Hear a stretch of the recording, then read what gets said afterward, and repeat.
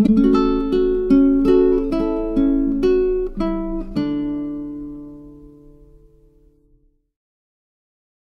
warahmatullahi wabarakatuh. Kita lanjutkan kembali kuliah Engineering Proses Metalurgi 1, masih di modul kedua mengenai nikel. Kita sekarang berada di segmen kedua, biji nikel laterite.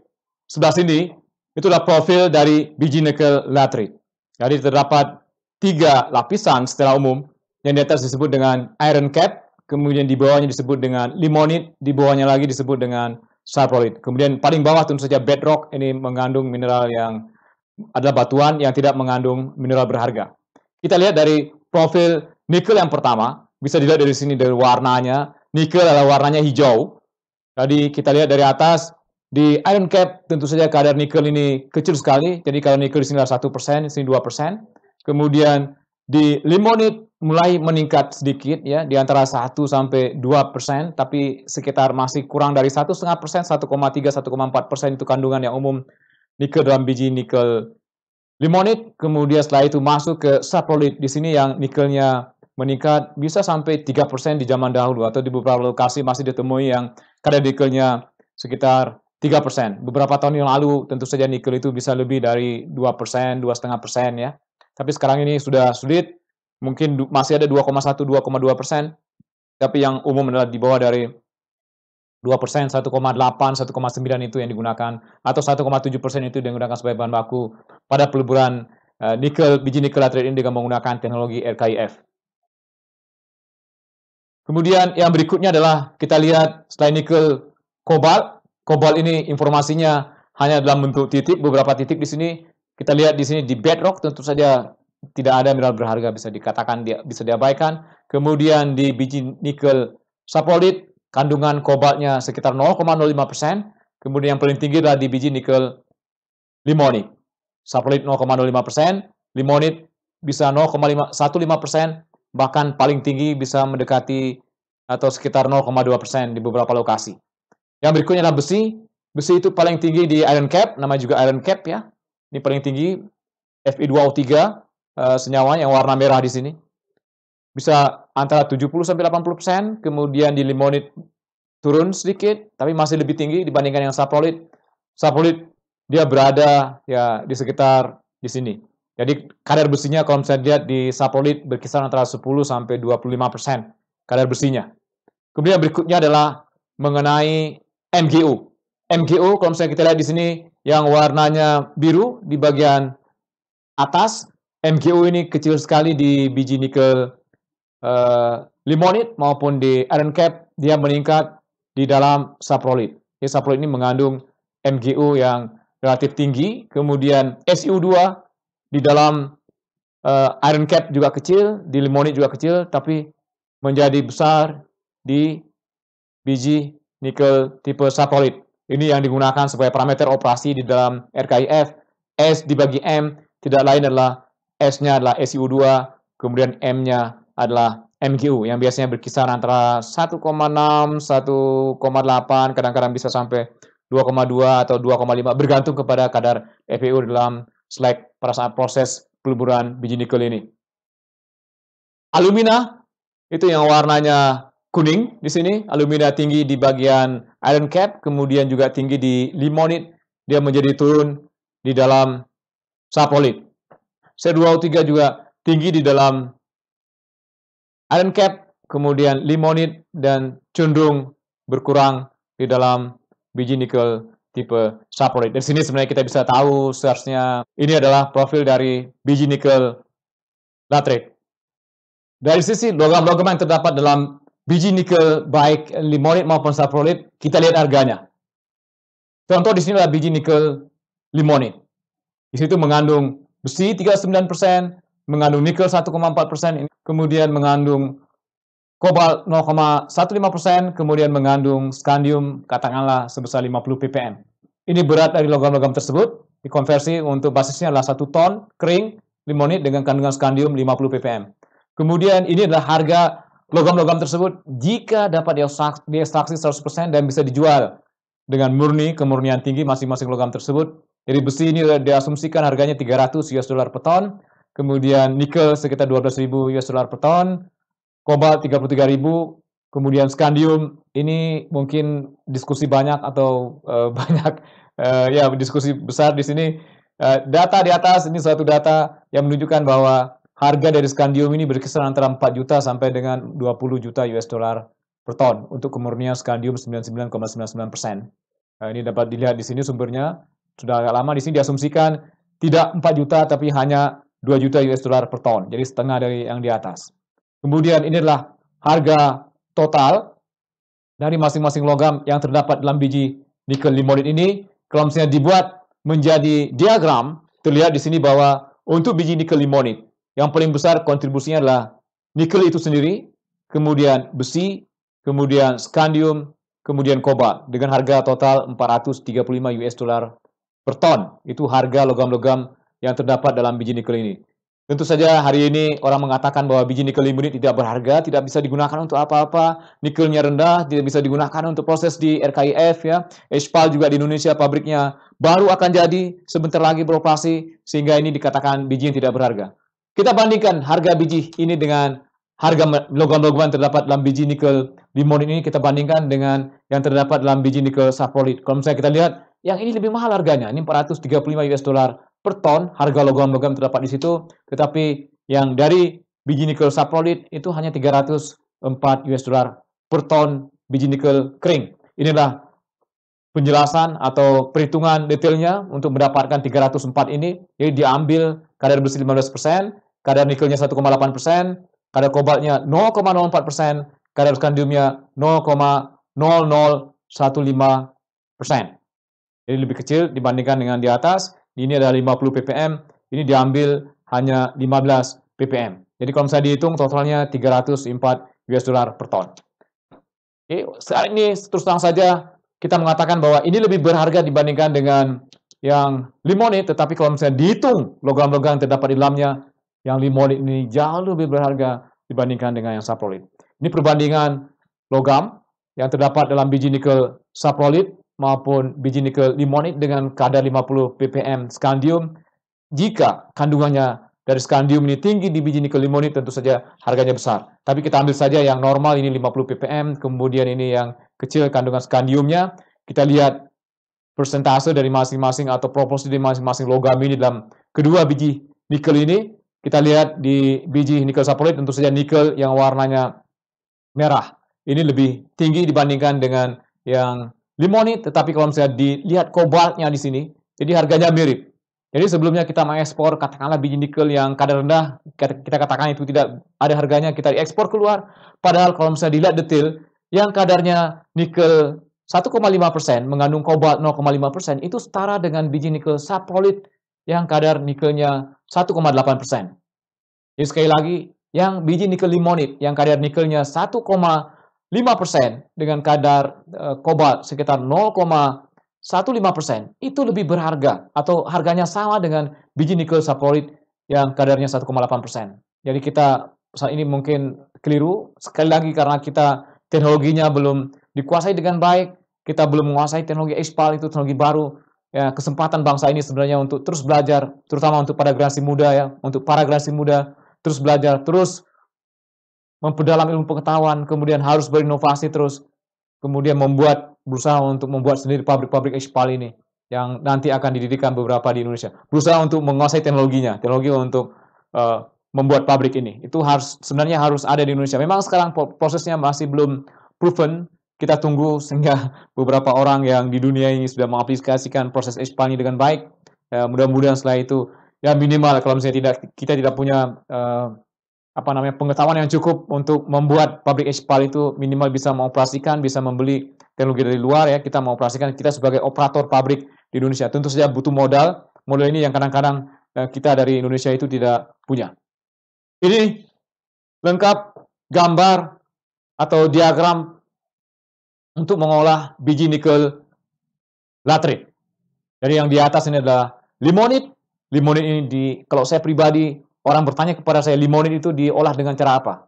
Hidrometalurgi, bukan pirometalurgi. Mengapa bukan pirometalurgi? Untuk mengambil kembali lagi ke sini, untuk mengambil logam-logam ini semuanya. Bisa diambil nikelnya, bisa diambil kobaltnya, bisa diambil scandium, kemudian besi akan masuk ke tailing.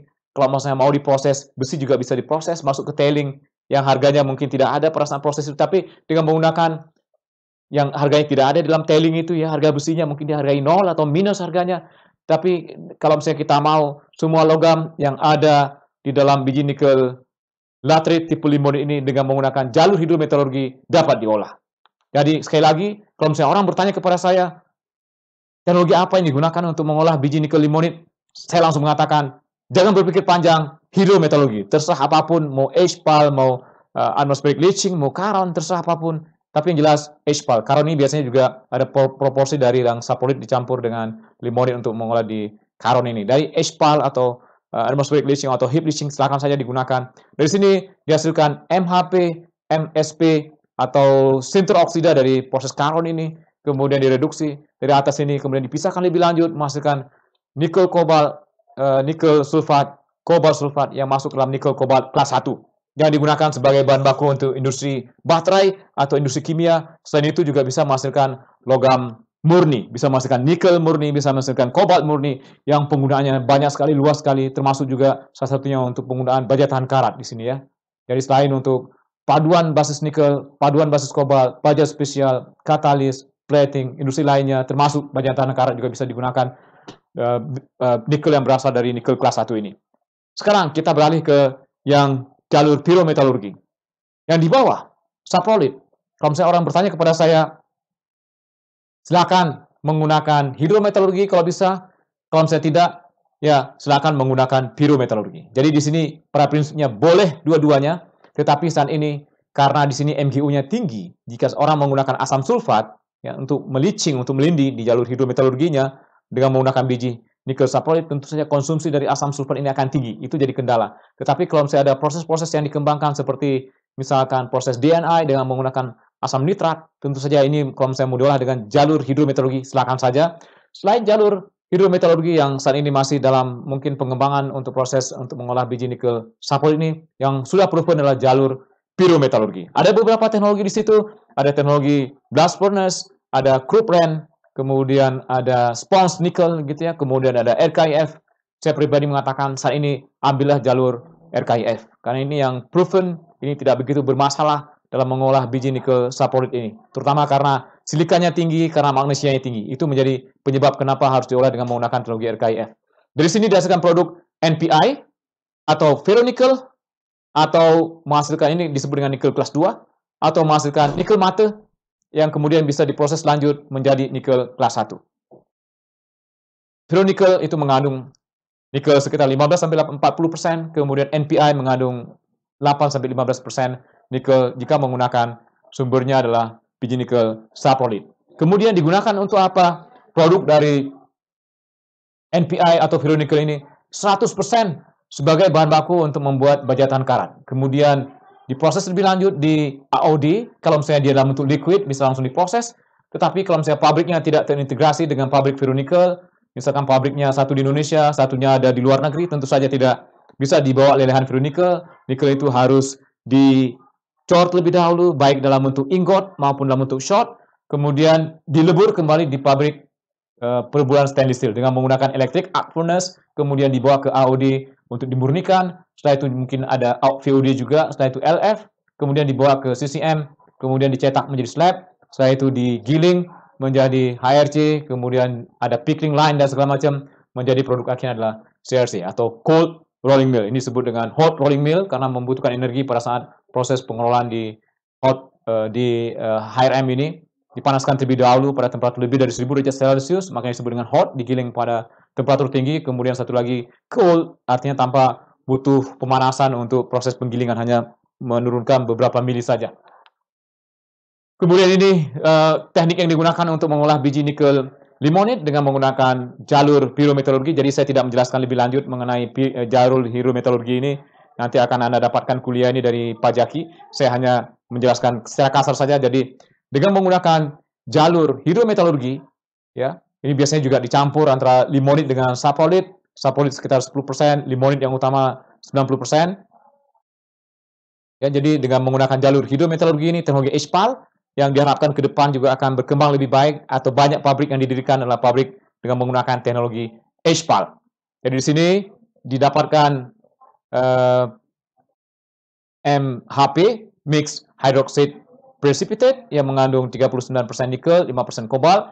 Nah, di tengah-tengah ini bisa dilakukan, ini masih konsep ya, saya tidak tahu pasti apakah sudah proven di dunia, presipitasi scandium, kemudian di sini digunakan untuk mengekstraksi scandium dalam bentuk bisa oksida atau suatu saat bisa diubah menjadi scandium metal ya, biasanya dalam bentuk komponen atau senyawa biasanya diolah dengan menggunakan jalur hidrometeorologi ini. Kemudian dari MHP dilakukan proses berikutnya yang ujungnya adalah untuk menghasilkan kobalt sulfat dan juga nikel sulfat yang digunakan sebagai bahan baku untuk membuat baterai pada aplikasi di mobil listrik. Kemudian tailing yang keluar dari proses ini mengandung 38% besi, tetapi permasalahan di sini ada sulfur. Ini yang tidak begitu nyaman kalau misalnya digunakan sebagai bahan baku untuk industri besi baja. Sulfur itu tidak boleh ada. Jadi ini harus dihilangkan terlebih dahulu. Ini juga masih konsep di atasnya. Bagaimana memanfaatkan tailing ini sehingga besinya itu bisa diambil, kemudian dikirim ke industri besi baja. Kemudian sulfur ini kalau bisa di recycle kembali, diputar kembali, didaur ulang kembali untuk menghasilkan asam sulfat yang digunakan sebagai proses untuk pelindian dengan menggunakan teknologi HPAL ini. Teknologi tadi sudah disampaikan, hari ini atau saat ini biji nikel laterit itu diolah dengan dua teknologi, ya, teknologi pirometalurgi dan teknologi hidrometalurgi. Saprolit umumnya hari ini menggunakan teknologi pirometalurgi dan limonit diarahkan ke hidrometalurgi. Karena banyak pabrik yang berdiri di Indonesia, banyak pabrik RKIF yang berdiri di Indonesia, persentase dari teknologi pirometalurgi atau teknologi yang utamanya adalah RKIF itu sekitar 80%, kemudian hidrometalurgi itu hanya sekitar 20%. Tapi ke depan porsi ini akan meningkat. Tidak hanya 20%, tapi meningkat bisa saja setengahnya ya suatu saat nanti.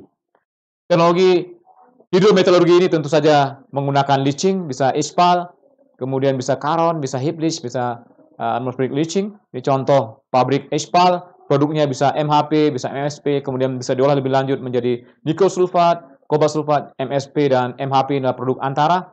Kemudian bisa menghasilkan nikel logam dan juga kobalt logam. Teknologi pirometalurgi ini kita lihat ke bawah. Saat ini yang paling dominan adalah teknologi RKIF. Sekitar 93% dari nikel yang dihasilkan dunia itu dihasilkan dengan menggunakan teknologi RKIF.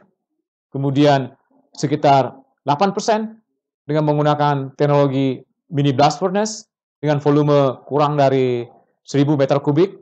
Kemudian yang di atasnya adalah dengan menggunakan teknologi Cruprine Nippon Yakin. Ini hanya satu-satunya yang proven di dunia, di tempat lain sudah berusaha dikembangkan tapi tidak begitu proven. Jadi sekali lagi kami mengumpulkan data, ini data terbaru yang sudah kami olah, kami kumpulkan seperti ini posisinya saat ini di dunia. Mudah-mudahan informasi ini berguna bagi kita semua, bagi bangsa Indonesia, bagi peserta yang sekarang masih kuliah di ITB sebagai ilmu pengetahuan, bagi generasi muda untuk terus belajar ya, terus mengembangkan diri ya. Karena kita masih butuh orang-orang yang punya pendidikan, punya pengetahuan yang kemudian bisa mengelola bangsa ini terutama dari sisi pengelolaan sumber daya alam menjadi lebih baik, lebih bijaksana, lebih menguntungkan untuk Indonesia. Terima kasih atas perhatiannya. Assalamualaikum warahmatullahi wabarakatuh.